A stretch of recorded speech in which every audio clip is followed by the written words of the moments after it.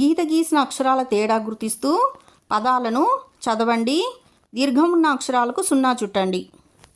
కలం కాలం, గద గాథ, చదరం చామరం, జడ జాడ, టంకం టాటా, రగడ బడాయి, తల తాత, దయ దానం, నవ నామం, పలక పాదం, భరమ బాధ, మమత మామ, యమ యాగం, రమ రామ, లత లాలన, వల వాన, శరం శారద, ఉష కషాయం, సరం సారం, హరం హారం.